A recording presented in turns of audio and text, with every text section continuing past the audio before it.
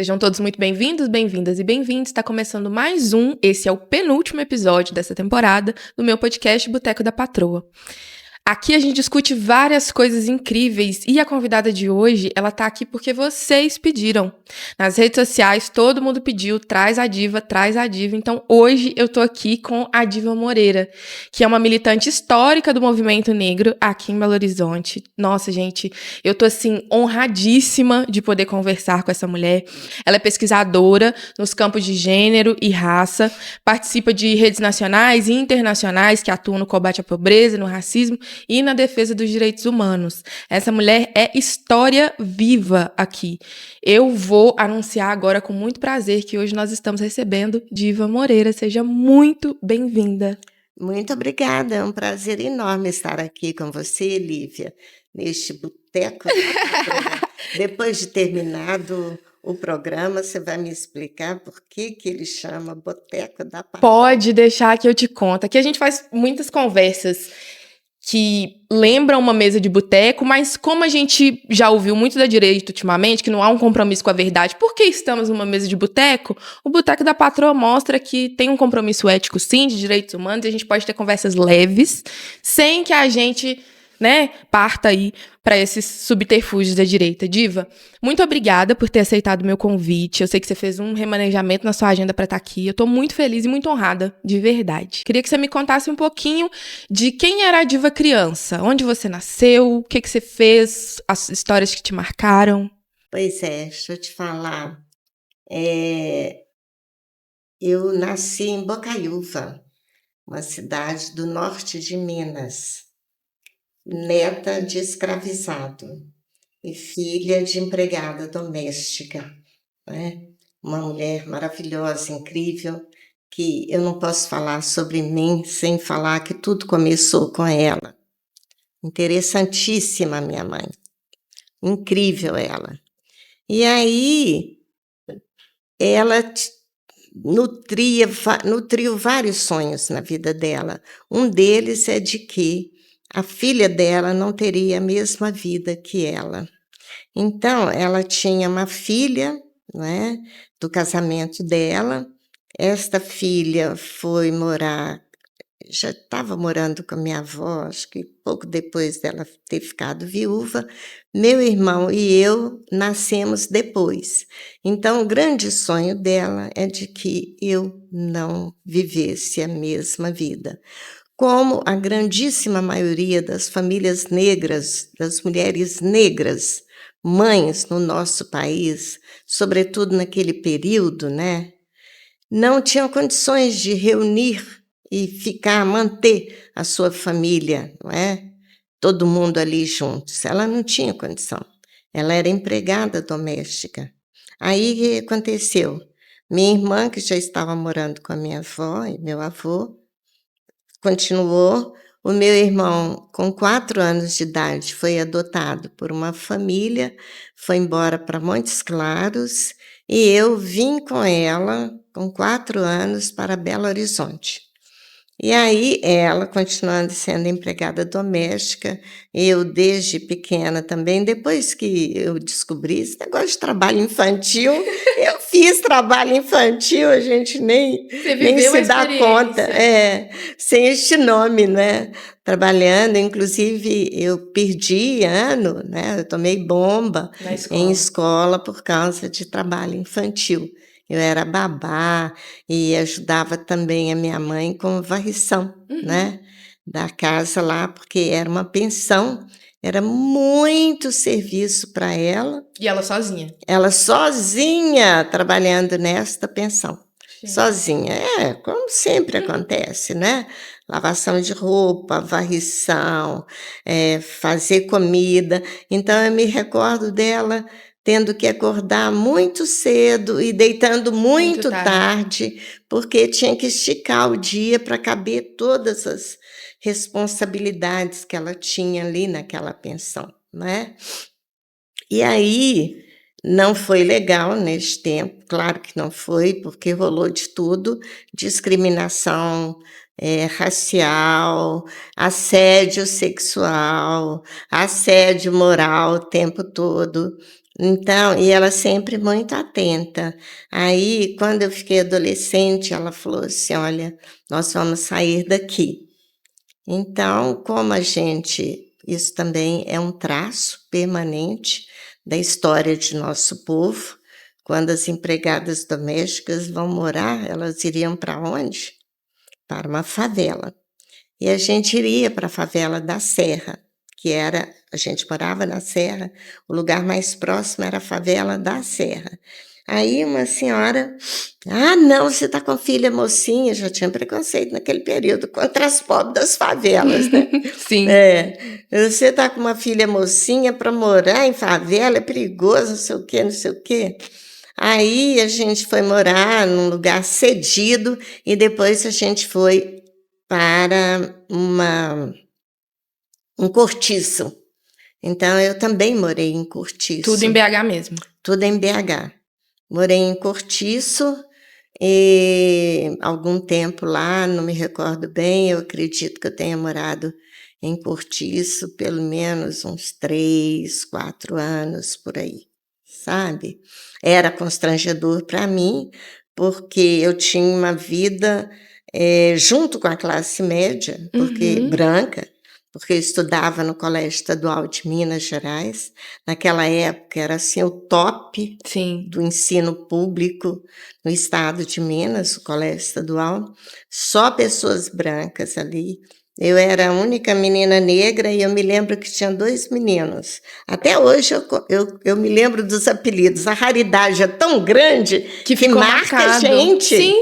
Não é? Ai, é pena que... Tomara que eles pudessem um dia me ouvir, se tiverem... Como que é o apelido deles? Era o Tonelada e o Meio Quilo. Porque eles eram uma dupla. Eles sempre juntos. Um era pequeno e o outro altão, então era Tonelada e Meio Quilo. No Colégio Estadual, no final da década de 50. Olha aí, ó, se algum neta estiver ouvindo, souber que o avô tinha esse apelido, né, na infância, quem olha sabe, aí, achamos uma colega de escola. Tá vendo que maravilha? Então, um traço, sabe, Lívia, muito forte para mim foi educação. Sim. Sabe? E a minha mãe também, a minha mãe era analfabeta. Sabe, incrível o esforço dela. Às vezes eu me lembro, ela chegava assim com uma caixa de fósforo, com um rótulo de alguma coisa, e trabalhando mesmo, e pedia isso aqui. Era difícil para ela o NH e o CH, não é? Então a gente ia falando para ela. Não é? O que significava. E naquele período histórico teve o curso, o MEB, Movimento de Educação de Base. Então ela fez o curso, né, inspirada em Paulo Freire, também no bairro da Serra. E aí lá foi para a gente uma festa, porque tinha o convento dos dominicanos, e a gente frequentava, sobretudo eu, frequentava demais o convento dos dominicanos. Então foi uma escola política lá, sabe, Lívia? E de cidadania. Lá, pela primeira vez, eu ouvi falar do barbudo. Qual barbudo? Karl Marx. A primeira vez que eu assisti uma palestra na vida foi no convento dos dominicanos, não é? Que legal, né? Ouvir falar do Karl Marx nesse ambiente que é um ambiente religioso e que hoje seria muito difícil da gente conseguir passar por essa experiência, né? Com certeza. Agora lá era uma igreja progressista, vale lembrar que naquele período histórico o que vigia, não é, que era forte, era a teologia da libertação, não é? A gente tinha passado pelo Concílio Vaticano II, então era um pessoal extremamente progressista. Foi uma escola de vida e de cidadania. E aí eu também fazia parte da JOC, adorava. O que é a JOC? JOC era a Juventude Operária Católica, então eu tinha um pé na classe operária também, não é? E isso enriqueceu demais a minha vida, sabe? Demais. Foi lá que eu conheci Conceição Evaristo. Ai, você gente, acredita? que encontro fantástico. Não é? Maravilhoso. A Conceição frequentava a minha casa. Depois a gente saiu deste cortiço, que eu te falei que me envergonhava, porque eu ficava assim, ai meu Deus, eu ficava tentando, Dividida. né, tentando esconder que eu morava no cortiço, que era feíssimo lugar, Sim. sabe, E muito você é uma deteriorado. adolescente tem umas preocupações Claro, que, né? com imagem, Sim. né? Então, minha querida, em 1964 a gente é pego pelo golpe de Estado, né? 1964. Eu morava nesse cortiço, né? De manhã, me lembro, sabe? Aqueles caminhões militares subindo para onde, claro? Uhum. Cercar, prender os padres. Claro, você achou que... Sim, não ia sair de graça ser progressista, não ia sair de graça. Com certeza, nada de graça. Então, foi a prisão dos padres, e aí aquela perseguição, e a partir daí, essa história... E todo o ambiente que você tinha, né, para Exatamente, beber desse conhecimento, você viu ali o negócio sendo destruído. Foi incrível. Até a gente frequentava também o mosteiro das Beneditinas, sabe? Na Vila Paris. E elas também não chegaram a invadir o mosteiro, porque elas se escondiam. Isso aí foi depois. Elas passaram a esconder gente com risco de ser Preso político, Então, sabe, era uma igreja, eram 2 pilares que a gente tinha naquele momento histórico, de formação política, formação evangélica, que era uma espiritualidade totalmente diferente. Eu me lembro, e era uma sociabilidade, né, das músicas que a gente cantava, sabe? Não era aquelas músicas assim, só de louvor, eu e Deus, não. Eram músicas que nos sensibilizava para esse aspecto da pobreza, da comunidade, de fazer alguma coisa pelo próximo. Eu fico encantada, assim, eu acho que a gente, sempre que tiver a oportunidade de registrar essas histórias, a gente precisa fazê-lo, porque existe uma ideia hoje, e faço meia-culpa da juventude, de que a ditadura não foi tão ruim assim, ou a ditadura foi ruim só para bandido, ou etc, etc. Infelizmente, a gente vê muito, né, desses discursos, especialmente propaganda da direita. Então, eu acho importante a gente falar de pessoas como você, de pessoas como eu, minha avó. Eu me identifico muito quando você fala sobre a pensão, porque é isso. A minha avó também teve que sair separando os filhos. Um ficou lá em Diamantina, que a minha avó é de Diamantina, a minha mãe veio com ela... E um outro irmão da minha mãe faleceu pouco depois que elas chegaram aqui. Então, tem essa característica, assim. E aí eu vejo que o fato da minha avó ter vindo para Belo Horizonte com a minha mãe muda totalmente quem eu sou hoje. Porque se minha mãe fosse a filha que, né, tivesse ficado lá em Diamantina, ou em outras condições, muito provavelmente eu nem existiria. E se existisse, seria em outro contexto, assim. Eu acho muito... as nossas vivências enquanto... ancestralidade preta, né? A minha avó, a sua avó, a minha mãe, a sua mãe, elas acabam que elas se encontram muito. Com certeza. Eu tenho, inclusive, Lívia, incentivado as pessoas a escreverem sobre as suas próprias vidas, sabe? Fica parecendo assim alguma coisa, mas por que eu vou mexer com isso? Não. Eu acho fundamental, sabe? Sim. Registrar essas memórias, trazer à tona os nossos mortos. Sim. Porque se eles continuam mantidos no esquecimento, como é que vai ser? Sim. Como é que seremos nós? Quem não sabe de onde veio, nunca vai descobrir onde quer chegar, porque sem história você não vai fazer nada. Com certeza. Eu fiquei ouvindo você falar sobre essa sua formação de base militante, política. Explica, faz todo sentido você ter se tornado a referência que a gente tem em você hoje. Mas eu queria que você me contasse um pouco, saindo, né, desse período de ditadura, eu imagino que você tenha atuado nesse momento também. Como que é essa entrada enquanto uma pessoa ativista pelo direito das pessoas pretas num país que a ditadura negou completamente a existência do racismo? A gente ficou muito tempo colocando o negro nesse lugar de ou a atração do samba, né, que vamos unificar o país pela cultura do samba, ou apagado nessa história da ditadura. Me conta como que foi essa sua... se colocar mesmo como uma pessoa que está aqui para defender os direitos das pessoas pretas, os direitos humanos. Pois é, o direito das pessoas pretas veio depois. É. Sabe por quê, Lívia? Deixa eu te contar. Na minha época, não tinha movimento negro, não tinha. Sim. Sabe? Posteriormente eu fiquei sabendo que existia uma casa chamada José do Patrocínio, no bairro Santa Efigênia, da dona Efigênia Carlos Pimenta, não é? É uma velha militante, muito mais velha do que eu, do movimento negro, mas eu não conhecia, Uhum. não é? Não era a minha área, não era a minha territorialidade, não é? Aí o que aconteceu? Eu fiz tudo que você puder imaginar. Todas as lutas, eu me sinto uma pessoa, inclusive, privilegiada. Tudo quanto há que você puder imaginar, Tava o lá, meu diva. dedo estava lá, diva, com certeza, estava lá, diva. Ou seja, eu estava no movimento de jovens, né? Assim, Uhum. politizando a juventude, formando a juventude. JOC, Juventude Operária Católica. E estava. Aí depois eu entrei para o Partido Comunista Brasileiro. Eu sou comunista de formação, sou comunista, não tenho carteirinha não, digamos, Mas mas eu, tem eu tenho know-how pra alma. dizer, tem know-how pra dizer. E eu falo com a turma do PCB, eu falo assim, olha, eu sou da velha guarda do PCB, né? Então, eu participei, olha, de movimento operário,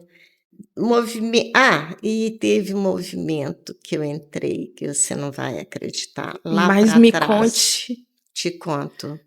Eu fui parar em Barbacena, Na. naquele período histórico de brutalidade, de violência contra o Eu não nosso consigo nem povo. imaginar o que você deve ter visto. Não, você não consegue imaginar, porque eu vi lá o inimaginável. Ai, eu sinto muito.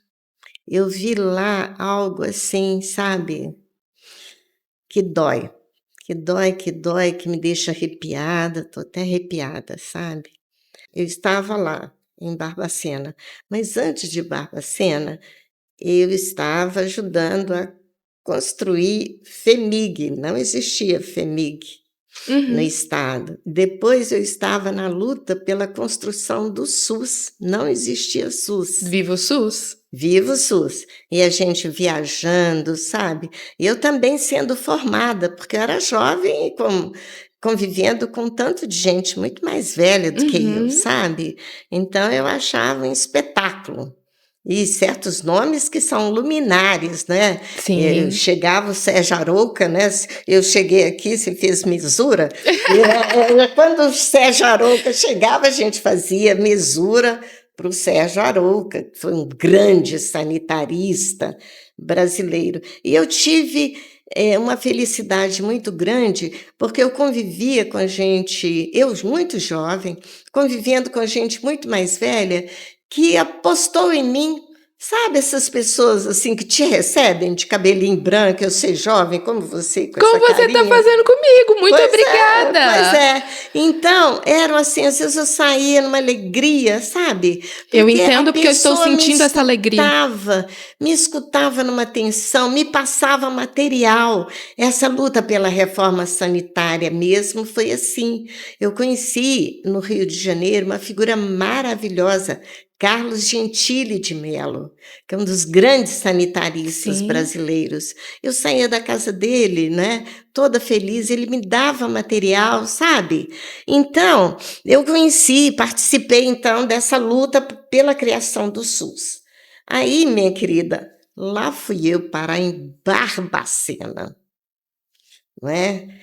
E aí, naquele Gente. período histórico, você não queira imaginar o que eu vi lá. E você consegue imaginar a Uhum. cozinha do povo, né? Diva, eu fico pensando que essas são imagens que, pelo menos pra mim, assim, eu só consigo pensar que nunca vai sair da sua cabeça, né? Não, claro que não. Não sai da cabeça da gente. Porque a gente vê hoje reportagem, a gente vê foto, a gente vê filme, tem vários documentários falando do Holocausto de Barbacena, porque a gente pode chamar de Holocausto, e a gente já fica impactado. Assustada. Imagina, porque memória vem com cheiro, né? Então não é só o lembrar do ver, é lembrar do cheiro que você sentiu. E você falou de cheiro, eu ia falar do cheiro.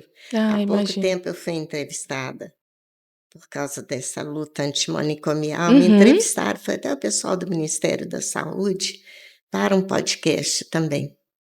Aí, sobre o cheiro, eu senti isso tudo. Eu passava pelo refeitório, era cheiro de chiqueiro mal cuidado. Mas fedia o refeitório. A comida feia, a comida horrorosa. Um dia eu perguntei para um jovem internado ali, e a comida? Eu tinha acabado de chegar lá, eles estavam comendo, né? E a comida tá boa? Olha que pergunta que eu fui fazer, valha-me Deus. Aí ele falou assim, prova.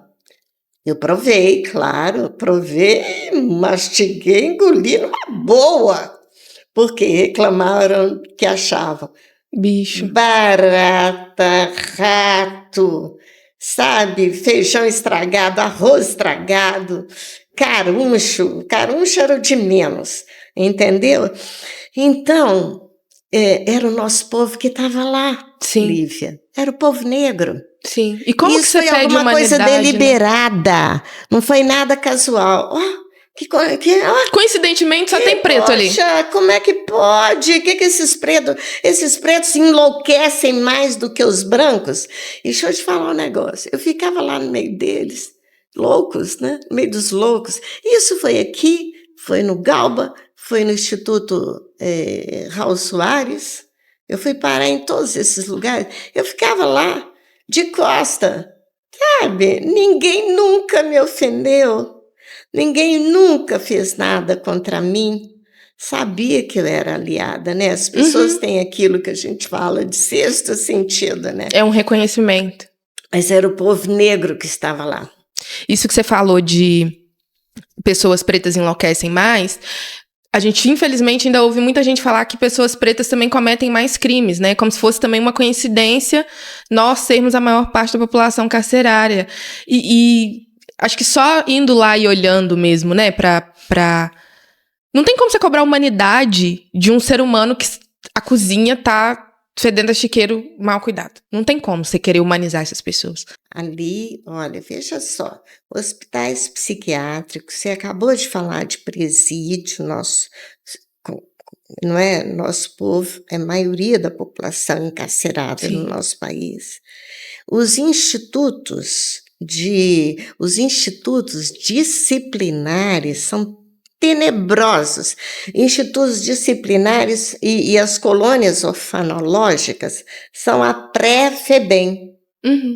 Sabe, são os primeiros. Ou seja, a nossa criançada também, da noite para o dia, ficou órfã. Sim. Da noite para o dia, né? Tinha que ter orfanato ali, orfanato lá. Então, veja só, e os hospitais psiquiátricos também jogaram este papel.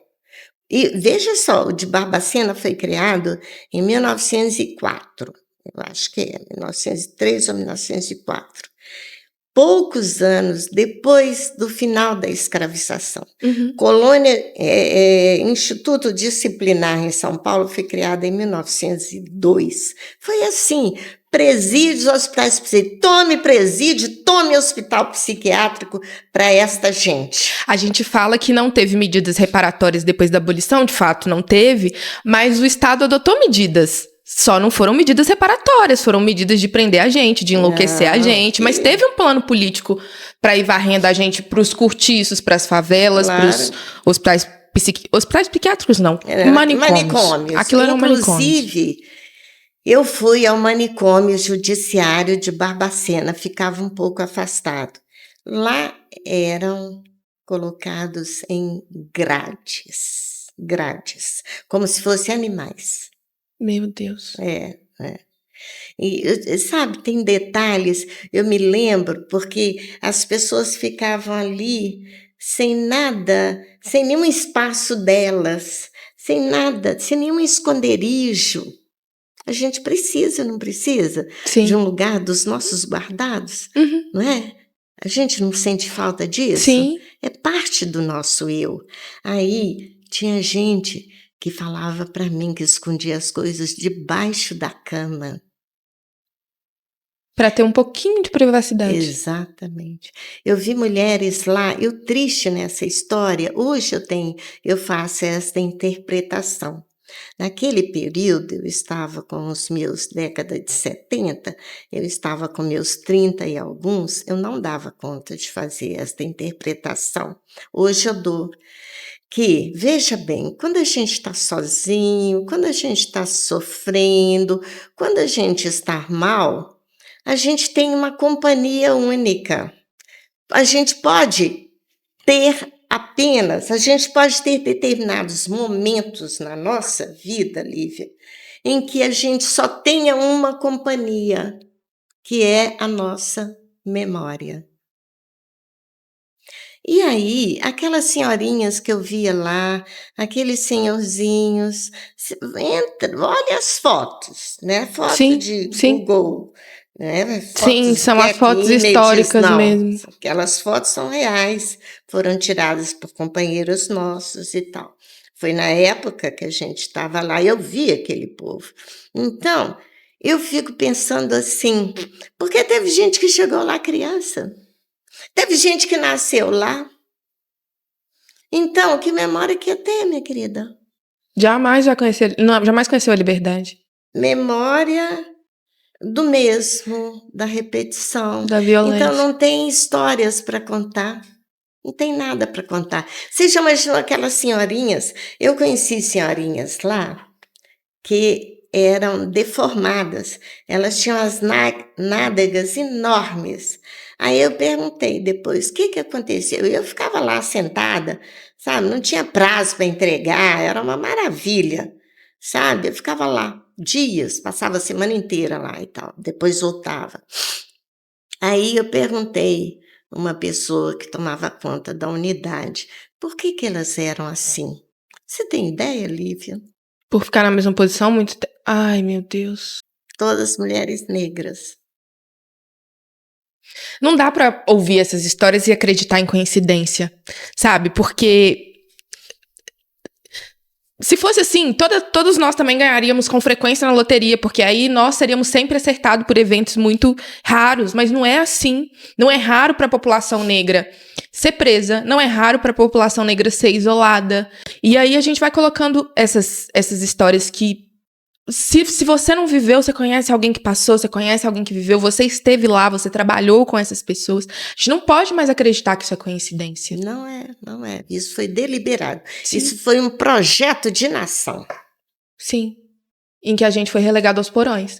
A gente nunca foi deixado pra gente outro lugar que não os porões, né? Infelizmente. Aí a gente tem que ir no braço. Pior que já foi. Nós tivemos oportunidades melhores neste país. Você consegue imaginar? Sim. Sim. Ainda mais a história de um povo do qual foi retirado o que é fundamental, a sua identidade e a sua história. Mas quando você acha que a gente teve um momento melhor, assim? Tivemos. Nós tivemos luminares negros na nossa história, que hoje a gente nunca mais teve. Hoje, preto conhecido, você conhece preto conhecido? Em que áreas nós conhecemos preto bacana, chiquerésimo, famoso? Entretenimento. Política, não. Pois é. Os intelectuais, realmente, a gente não tem intelectuais não pretos. Tem, deixa eu te falar, olha aqui, cientista, não temos. Não temos. Deixa eu te falar um negócio. Hoje assim, de década, aliás, da República para cá, nós não construímos nenhum luminar na nossa história. Sim. Só jogador de futebol. Ah, é verdade. E a turma, Sim. Exatamente, do Sim. entretenimento, da música, sobretudo. Sim. Né? E aí, minha querida, e nem por exemplo, nós tivemos, durante o escravismo, um grande negro fantástico, cujas peças musicais são tocadas até hoje, era brilhante, Padre José Maurício, negão. Durante, deixa eu te falar, de 1850 até 1920, nós tivemos uma mobilidade intergeracional entre nós, pretos. Depois da República, com a substituição. O que aconteceu, minha querida? Fala aí para os nossos ouvintes. Depois da abolição e da instauração da República, a gente não servia mais. Mas por quê? Porque trouxe gente de fora. Exatamente. Aí vem os italianos, os europeus, falam, eles sabem trabalhar e eles merecem receber por isso. Vocês vão ter que ir para outro lugar. Claro. E que outro lugar? Os presídios, os manicômios, as colônias. Sim. Então, por exemplo, um dos fundadores da Academia Brasileira de Ciências, e eu acho que foi o primeiro presidente da Academia Brasileira de Ciências, foi o negão. Sabia disso? Não sabia. Juliano Moreira.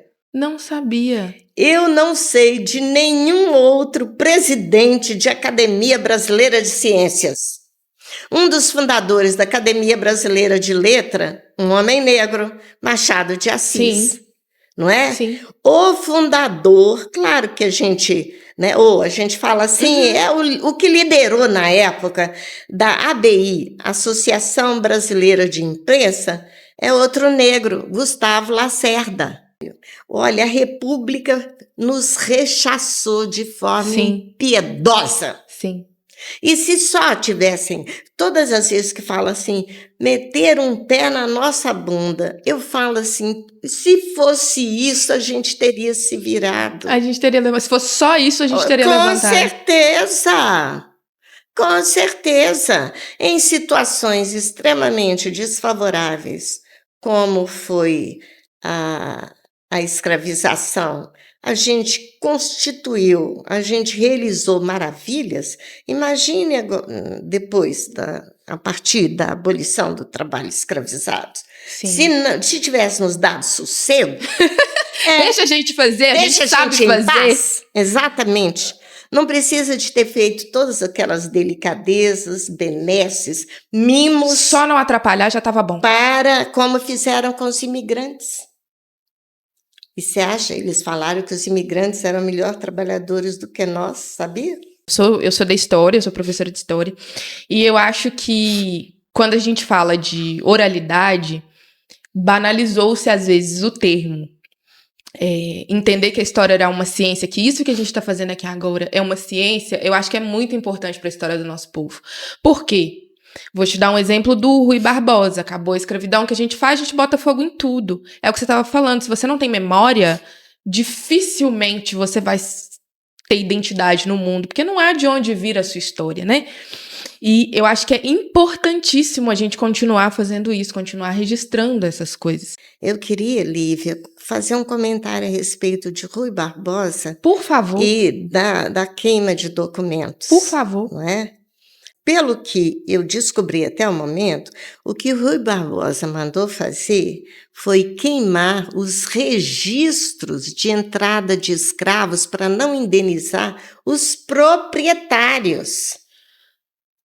Porque sem o registro não tinha como eles provar que estava perdendo bem. Não tinha, porque eles queriam. Inclusive a República veio, a monarquia caiu, exatamente porque eles não conseguiram.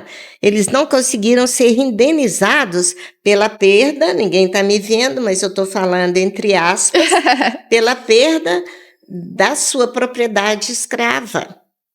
Então, aí o Rui Barbosa mandou queimar estes documentos que deviam ser localizados. Os historiadores vão falar isso muito melhor do que eu. Em alguns lugares, não é?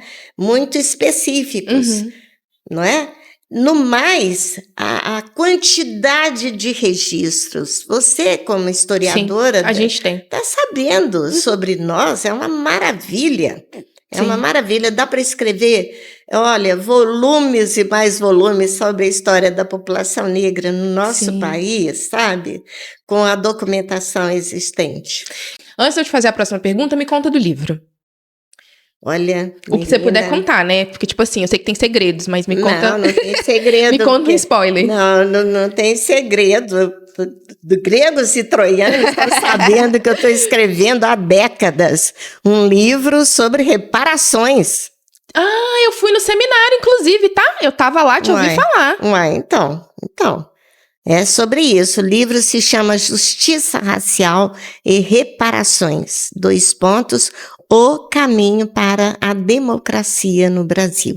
Eu não acredito que nosso povo vive sob o guarda-chuva da democracia. Sim.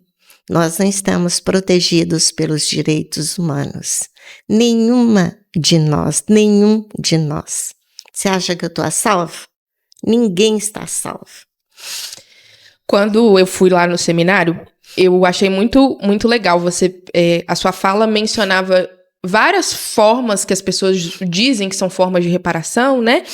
Mas você falou de uma coisa muito importante, que é chamar a gente para pensar juntos. Isso. Você falou uma coisa mais ou menos nesse sentido, assim, de que, é dinheiro, é espaço, tá, mas o nosso direito de coletividade e de estar parte das decisões de reparação, vocês ainda estão tirando da gente.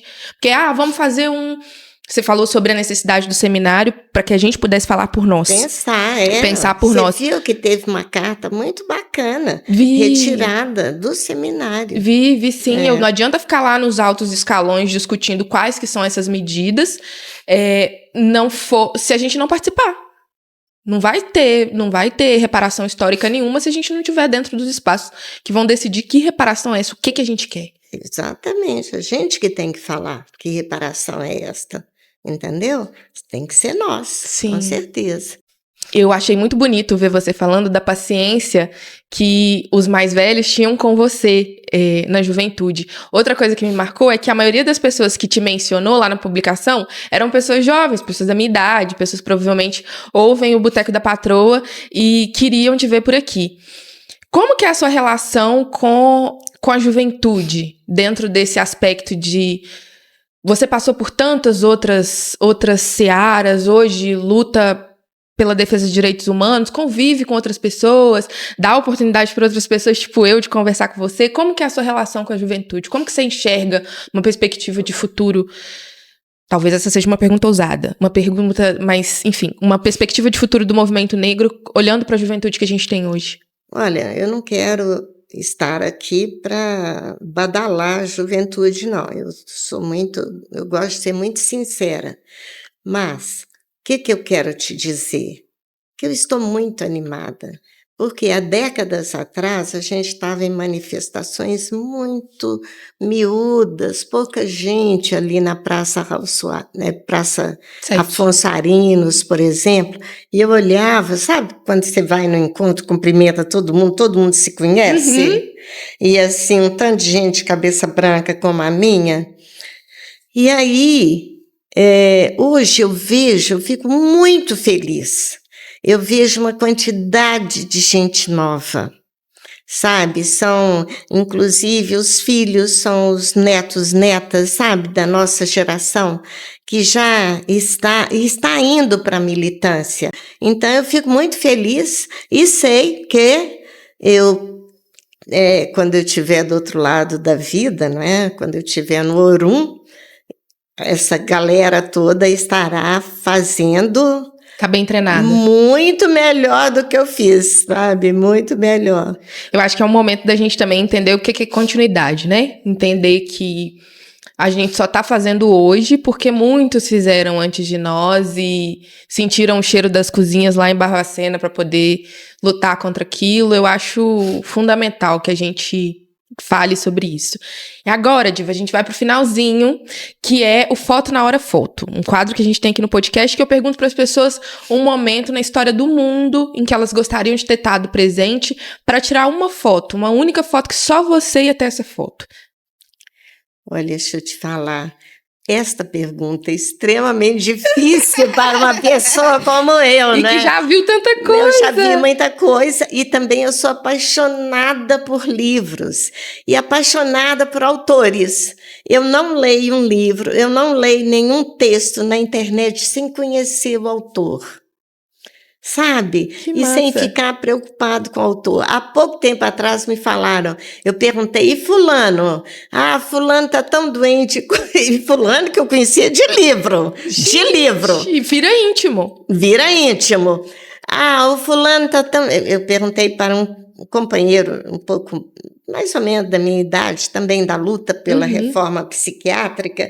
E como é que tá fulano? Tá vivo ainda? Porque daqui a pouco vão fazer a mesma coisa. Como é que tá? Tá por aí? Tá por aí, não é?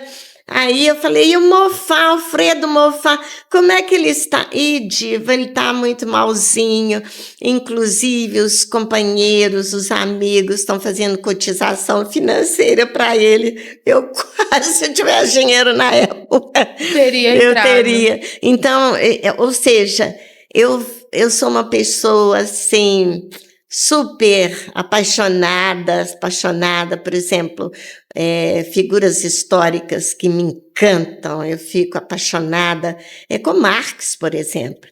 Marx, nos últimos anos da vida dele, ele estava escrevendo em pé, porque ele estava doente, ele não conseguia ficar sentado mais. Ele escrevia em pé. Olha, uma pessoa como ele... Eu sou, assim, super admiradora, ou seja, eu tenho uma fotozinha do Marx, tenho uma fotozinha... Ah, Foucault, eu conheci Foucault. Mentira! Eu conheci Foucault e não tem foto do Foucault. Me conta o contexto disso. O contexto disso naquele período histórico, vieram várias personalidades. Se não me falha a memória... quem convidou foi o Célio Garcia, que era um grande psicanalista e psiquiatra mineiro. Foi ele, eu acho que foi ele que trouxe Foucault, foi ele que trouxe Basaglia, conheci Neuza Santos. Gente, que chique! Conheci, quer ver quem mais eu conheci? Eu não tenho foto desse pessoal. Eu conheci, não, por exemplo, foto, Nise então. da Silveira. Tudo aqui em Belo Horizonte? Não. Nise e Neuza foram no Rio de Janeiro. Mas foi em Belo Horizonte que foi na faculdade. O Foucault esteve, eu estava fazendo ciência política, e o Foucault esteve lá para fazer uma palestra para nós. Gente, mas que tranquilo, imagina! Não é chique? Chique e você demais. acha que a gente tinha preocupação? E não tinha máquina fotográfica, não é igual hoje, que até uma criança tira foto. Não é assim? Então, estava lá o Foucault, eu não me lembro de ninguém tirando foto com eu Foucault. já posso dizer que eu entrevistei alguém que conheceu o Foucault. Já tô me sentindo muito chique. Incrível, sabe? Ah, eu conheci quem? Claro, Lélia Gonzalez. Você acha que eu não vou conhecer Lélia Gonzalez? Mas eu tô... Lélia Gonzalez. Você é muito bem relacionada, Diva. Graças a Deus. Eu tô chocada com a informação do Foucault. Veio vigiar e punir aqui em Belo Horizonte. Chocada. Pois é, se acredita. E você lá, bicha? Eu lá. Arrasou. Eu lá. Entendeu? Então, eu tive esse privilégio. Também é uma época muito rica, não é? A gente foi para a rua para lutar contra a guerra do Vietnã. Agora a gente vai para a rua para lutar contra o massacre, o genocídio na Palestina, não é? Inclusive, Palestina livre. Palestina é sempre bom lembrar. Livre, do rio ao mar. É sempre bom lembrar, com certeza, minha querida. Então, eu estou muito feliz com essa juventude que está aí, sabe? Porque é uma juventude muito mais preparada. E por que eles serão e elas serão melhores do que nós? Por exemplo, eu entrei para o movimento negro, eu já tinha mais de 40 anos, minha querida.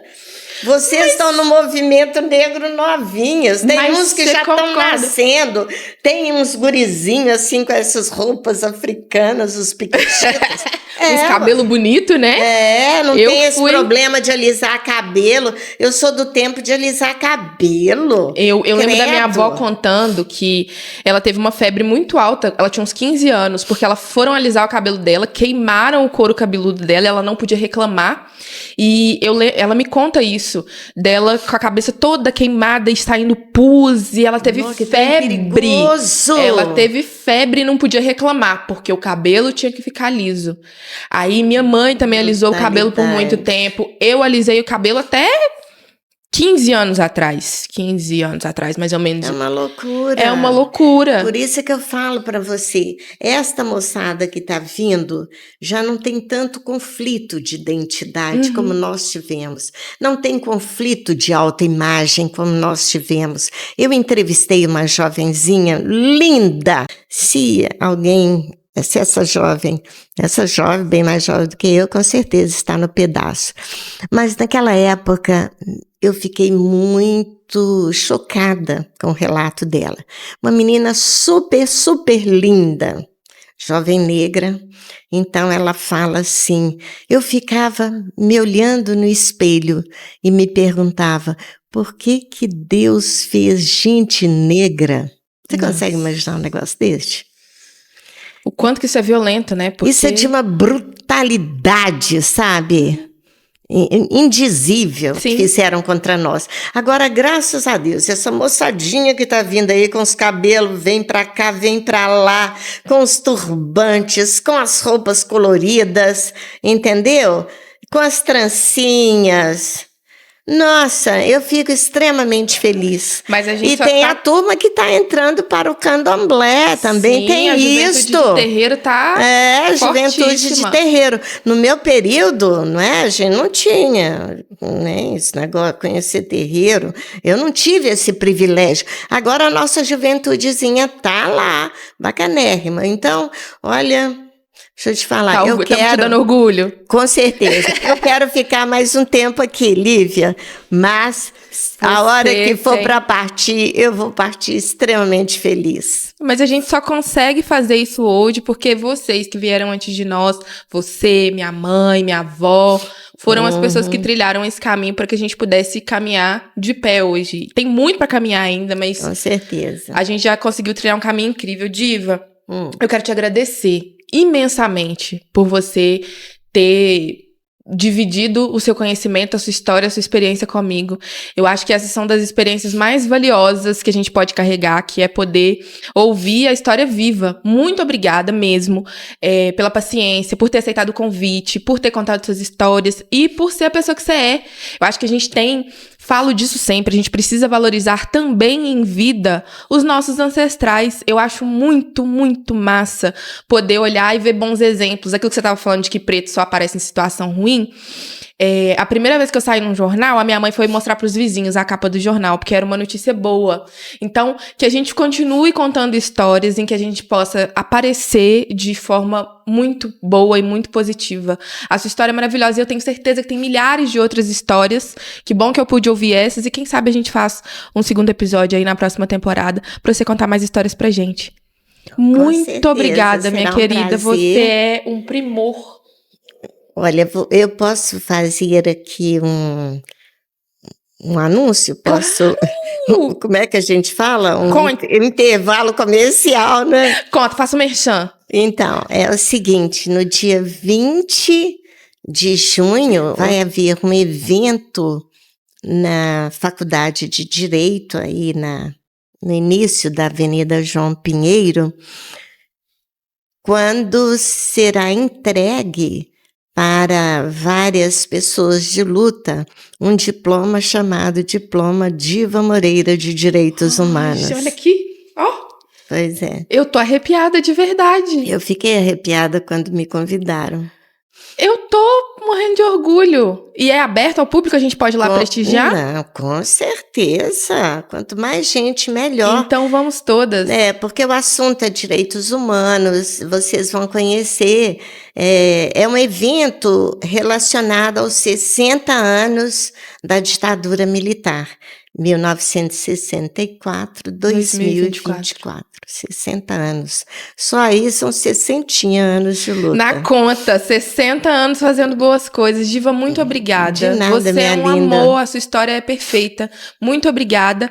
Eu vou aproveitar para falar as redes sociais, deixa eu pegar aqui a sua arroba certinho, para as pessoas também te seguirem. Ó, o Instagram da Diva, divamoreira.oficial, administrado pela assessoria dela, que também vocês podem acompanhar a agenda e os trabalhos. Aproveitem também para seguir o meu podcast nas redes sociais, @Boteco da Patroa Cast, e as minhas redes pessoais, @Patroa mesmo. Diva, mais uma vez, muito, muito, muito obrigada por ter dividido a sua história comigo, foi um prazer. De nada, estou às ordens, minha querida. Foi uma alegria para mim estar com você também, te conhecer. Todo meu, Muito todo bom. meu. A casa é sua, volte quando quiser. Tá bom. Um beijo, até a próxima, gente. Tchau.